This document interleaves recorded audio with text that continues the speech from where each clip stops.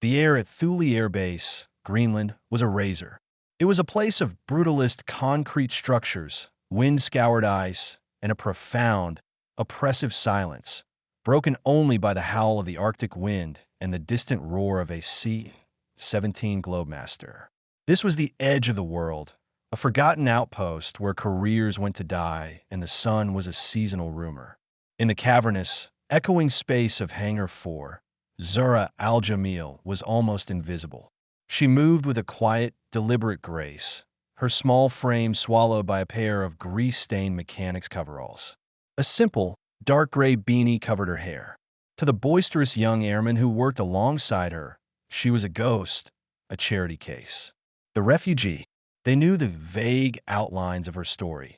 A former pilot from a war-torn, now defunct Middle Eastern country, her family lost, her career erased.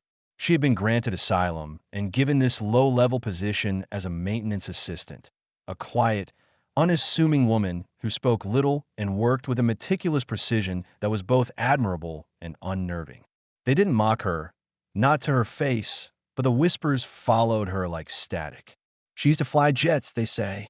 Now she cleans spark plugs. Feel bad for her, man. Lost everything. She was an object of pity, a broken bird with clipped wings, and in the hyper-confident world of the U.S. Air Force, pity was a form of dismissal. She never corrected them.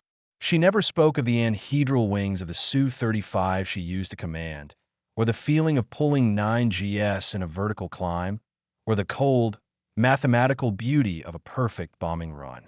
That life was a ghost, and she had come to the end of the world to bury it. Her commanding officer, Colonel Rex Madsen, barely knew she existed. Madsen was a man carved from the Arctic ice itself. Hard, unyielding, and contemptuous of anything that didn't fit into his rigid, by-the-book worldview. He saw Zara not as a person, but as a piece of paperwork, a humanitarian footnote he had been saddled with.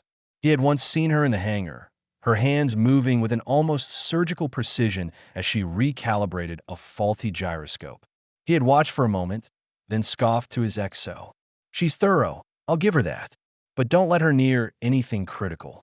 We're not running a halfway house for broken pilots. Zara heard him. She always heard everything. Her silence was not emptiness, it was observation. She absorbed the disdain, the pity, the casual cruelty, and filed it away. It was just another storm to be weathered. Her focus was on the machines. She loved their honesty. An engine either worked or it didn't. A hydraulic line either held pressure or it failed. There were no whispers, no politics, no pity in the cold, clean logic of a machine. Today, the base was on edge. A massive C-17, call sign Goliath 1, was inbound with the year's most critical delivery.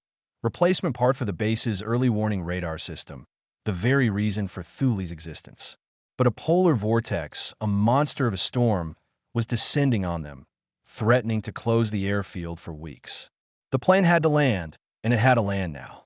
Zara was tasked with prepping the de-icing trucks, a menial job, but she did it with her usual focused intensity. As she worked, she looked up at the sky, a churning, bruised purple. She could feel the barometric pressure dropping in her bones, a pilot's instinct she had tried to forget. The wind was shifting, the currents becoming treacherous. This wasn't just a storm. It was a killer. She finished her work and headed back toward the warmth of the control tower's ground floor, wanting to watch the big bird come in. She respected the C-17. It was a flying fortress, a masterpiece of engineering. And she respected the pilots who flew it, who wrestled its immense weight through the unforgiving Arctic skies. She had no idea that in less than 30 minutes, the lives of those pilots and the fate of that flying fortress would rest entirely in her quiet, grease-stained hands. The control tower at Thule was a small, glass-encased room perched atop a concrete stalk, a lonely eye staring into the teeth of the blizzard. Inside, Colonel Madsen stood behind the lead air traffic controller, his arms crossed, his jaw tight. The storm had descended with a terrifying ferocity, the wind screaming, the snow a blinding, horizontal sheet. On the main radar screen, the icon for Goliath 1 was a single, brave blip battling its way toward them. Goliath 1.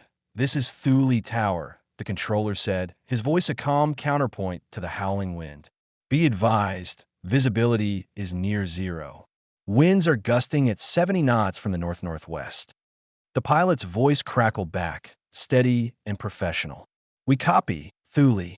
It's a bit sporty up here, but we're on approach. We got this. Madsen grunted, a sound of grudging respect. These were pilots from the 62nd Airlift Wing, the best of the best. If anyone could land AC-17 in this maelstrom, it was them.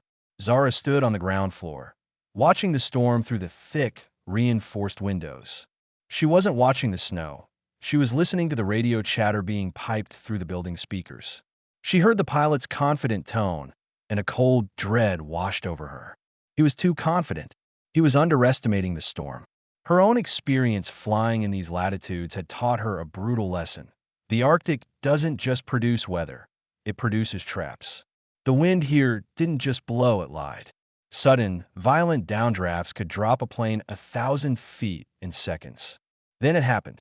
A new voice, the co-pilot, cut in, his voice tight with sudden, sharp panic. Mayday, mayday. We have a fire. Cockpit fire. Avionics are failing. A burst of static, then the first pilot's voice choked. Engine 3 is out. We're losing hydraulic. The transmission cut out, replaced by a horrifying, empty hiss. On the radar screen in the tower, the icon for Goliath 1 began to behave erratically. Its altitude, once steady, began to plummet. The plane was falling. Goliath 1. Respond. What is your status? The controller yelled, his calm finally breaking. Silence. The room was frozen. Madsen stared at the screen, his face ashen. A cockpit fire, an engine out, a hydraulic failure, in the middle of the worst storm in a decade. It was a cascade of failures, an unsurvivable catastrophe. They're gone, he whispered, the words a death sentence. But Zara, on the floor below, was not frozen. The moment she heard cockpit fire and avionics, her mind had exploded in a flurry of calculations. She sprinted up the stairs to the control tower, taking them two at a time, her small frame a blur of motion. She burst into the room, her breathing ragged, but her eyes clear and fiercely intelligent. They're not gone, she said, her voice cutting through the stunned silence. Their primary comms are fried, but the plane is still flying. The autopilot is still trying to hold its glide path. Get me on a secondary frequency. Madsen spun around, his face a mask of fury and disbelief. Who the hell are you to burst into my tower? I have an emergency here. Get her out. He roared to his security guards. Sir, there's no time, Zara pleaded, stepping toward the main console. The pilots are incapacitated. The plane is a dead stick, but I can talk it down. I know this aircraft. I know this weather. You have to let me try. Madsen laughed, a short, humorless, and utterly incredulous sound. You're a mechanic, a refugee. You think you can fly AC-17 from a radio? He jabbed a finger at her. I'm giving you one order. Get out of my tower. Now. That plane has 200 tons of jet fuel and critical mission hardware on board. She shot back, her voice ringing with an authority that stunned the room. If it crashes, it will take out the entire northern sector of this base, including the radar array we are all here to protect. You have no pilots. You have no options. But you have me. Before Madsen could respond, the radar technician shouted, Sir. The plane's autopilot just disengaged. It's in a terminal descent. Impact in less than 8 minutes. The final thread of hope had snapped. The room was paralyzed by the imminent, inarguable reality of the crash. They were now just spectators to a tragedy. Madsen stared at the falling icon, the lives of the crew, the fate of his base, all of it slipping through his fingers. He was a commander with no one to command, a leader with no path to lead. Then he looked at Zara.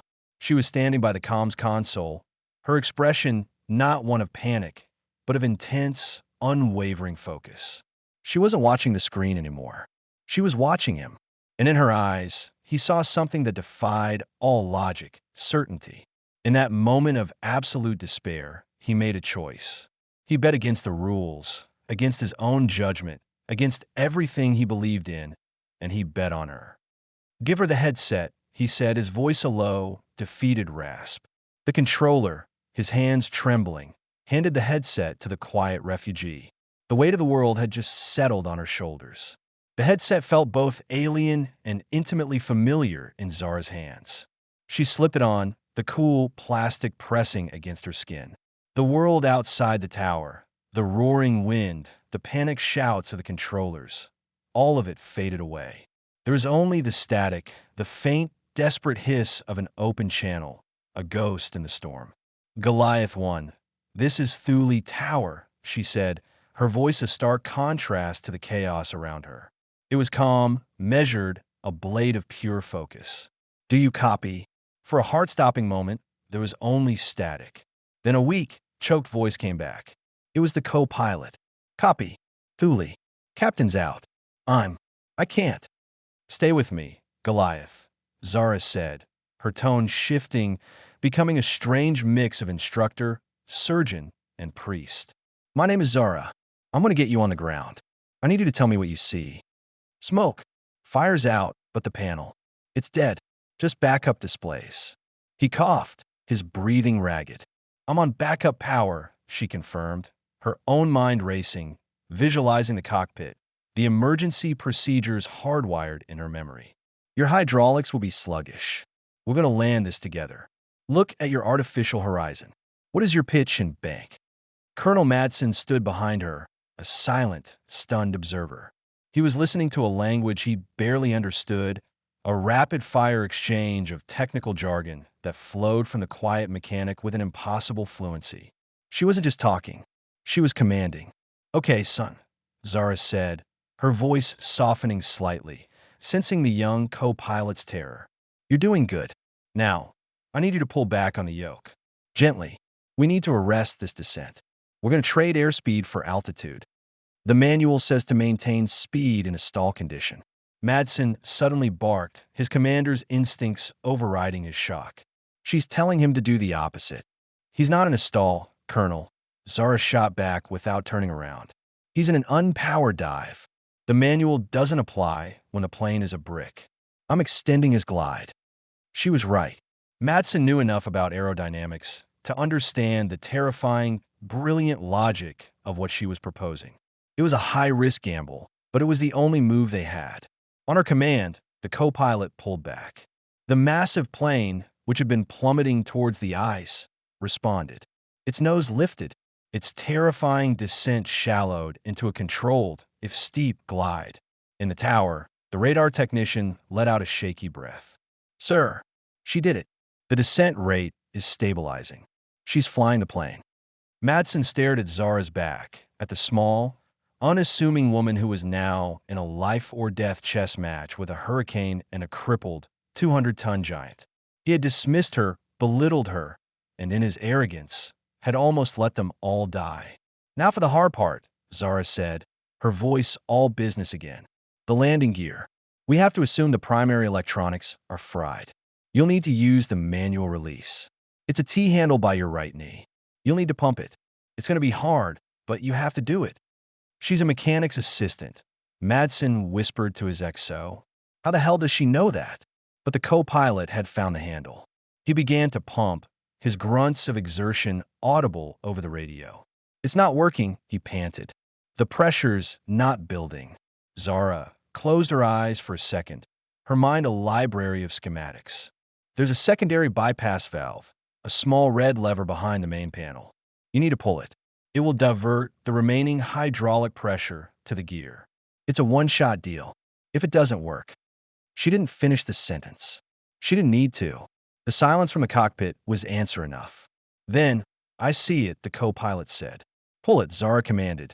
A loud, grinding clunk echoed over the radio, followed by the co-pilot's relieved shout. "Gear is down. I have 3 green. The gear is down." A wave of relieved cheers erupted in the control tower. They had a chance. Madsen felt a dizzying sense of vertigo. This wasn't just a mechanic. This wasn't just a former pilot. He was witnessing a master at work, a virtuoso performing an impossible symphony. He looked at her again, at her calm posture, at the absolute authority in her voice, and he finally understood. He wasn't in the presence of a refugee. He was in the presence of greatness. The most dangerous part was still ahead. The runway was a tiny strip of hope in a world of white chaos. But for the first time since the Mayday call, he allowed himself to believe they might just make it. The final approach was a terrifying, beautiful ballet. Zara was no longer just giving instructions. She was a part of the cockpit, her voice the plane's own will to survive. She was the brain and the half-conscious co-pilot. His hands guided by her words was the body. "The wind is a liar," she said, her voice a low, steady murmur in his ear. "Don't fight it. Feel the shear on your left wing. Let the plane drift with it, then correct with the rudder, not the ailerons. Let the wind guide you to the runway." I can't see anything," the co-pilot stammered, his view completely whited out by the snow. "You don't need to see," she replied. "I am your eyes. Trust the instruments. And trust me. Altitude, 500 feet. You're on the glide slope. You're doing perfectly." In the control tower, the room was a cathedral of silence. Every controller, every officer, even Colonel Madsen, stood frozen, their eyes locked on the radar screen. The icon for Goliath 1 was a tiny, fragile cross, crawling with agonizing slowness toward the threshold of the runway.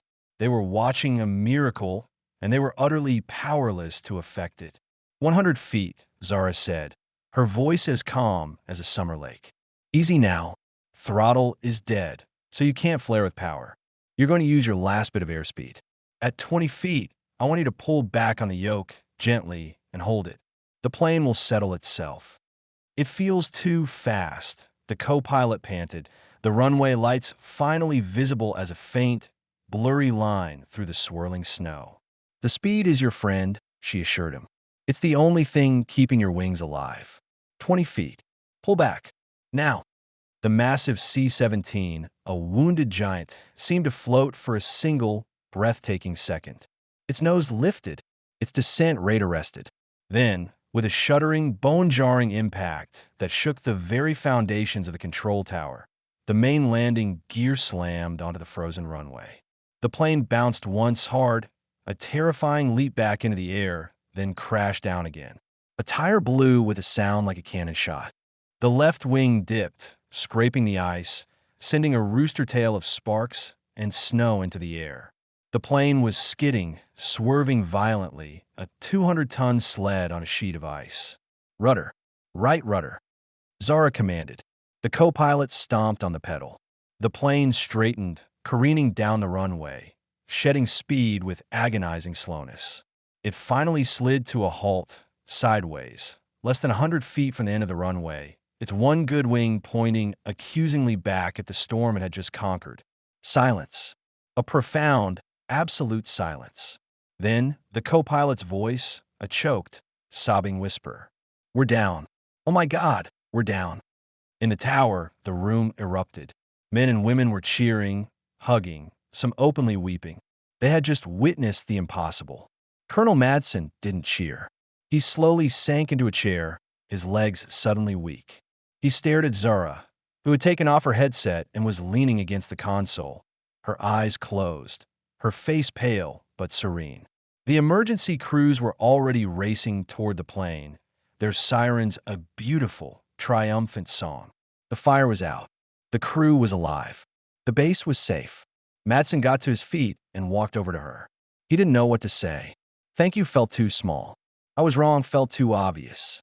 He stood before her, the quiet refugee, the grease-stained mechanic, and he finally saw her. He saw the warrior she had been and the savior she had just become. He had been a commander for 30 years. He knew only one way to show the level of respect he was feeling. He drew himself to his full height, his posture rigid, and in the center of the celebrating control tower, he rendered the sharpest, most profound salute of his entire life. It wasn't the salute of a colonel to a subordinate. It was the salute of a soldier to a legend. The hangar was quiet now, the storm outside having finally exhausted its fury. The crippled C-17 sat in the massive space, a wounded giant surrounded by a swarm of investigation crews. Its scarred fuselage and shattered landing gear were a testament to the brutal, miraculous landing. Zara stood in the shadows, watching them work. She had been debriefed for hours by a team from the NTSB, her account of the event recorded with a mixture of professional detachment and barely concealed awe. She had answered every question, explained every decision, and then she had simply walked away, seeking the familiar, anonymous comfort of the hangar. She didn't want to be a hero. She just wanted to be a ghost again. But the ghost was out. The story of the refugee mechanic who had talked a burning plane down from the sky had already become a legend at Thule. The airman who had once pitied her now looked at her with a reverence that made her uncomfortable. She was no longer an outsider. She was a myth.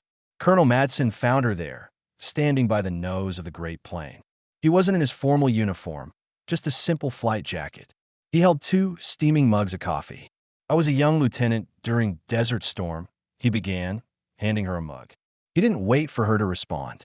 "I saw a pilot bring a crippled F-16 back to base after its tail was nearly sheared off by a missile. He flew it with nothing but rudder and prayer. I thought that was the greatest piece of flying I would ever see." He took a sip of his coffee. "I was wrong. What you did, it wasn't just flying. It was a resurrection." Zara looked down at the mug in her hands. "I had good teachers. I've been reading your file," Madsen said, his voice quiet. "The real one. The one that was sealed after your country fell. Squadron leader Al-Jamil, top graduate of the Joint U.S. training program. More combat flight hours in a hostile environment than any of my pilots here. They called you the Desert Ghost." She finally looked at him, a sad smile touching her lips. "I was someone else then." "No," he said, his gaze steady. "You were yourself. You just had to be reminded." He paused, the silence stretching between them. "The Air Force doesn't forget its own," he said. "Even the ones who get lost in the storm. The Chief of Staff has been briefed.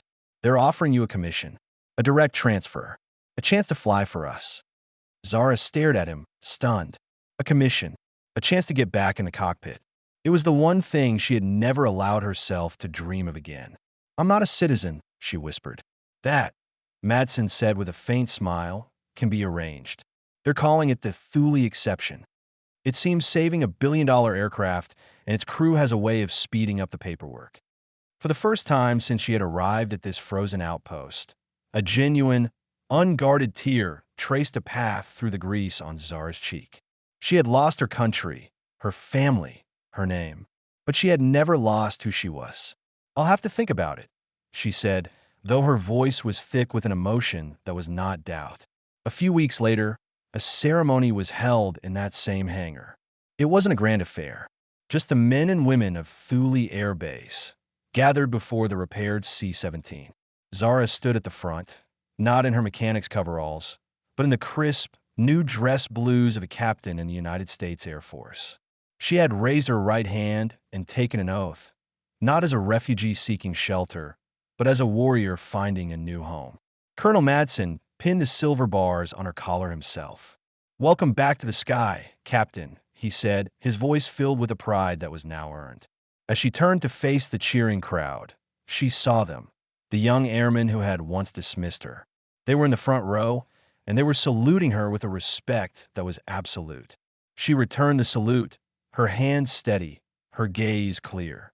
The quiet refugee was gone. The Desert Ghost had been reborn, not as a whisper from forgotten war, but as a leader, a hero, and a guardian of the frozen skies at the top of the world.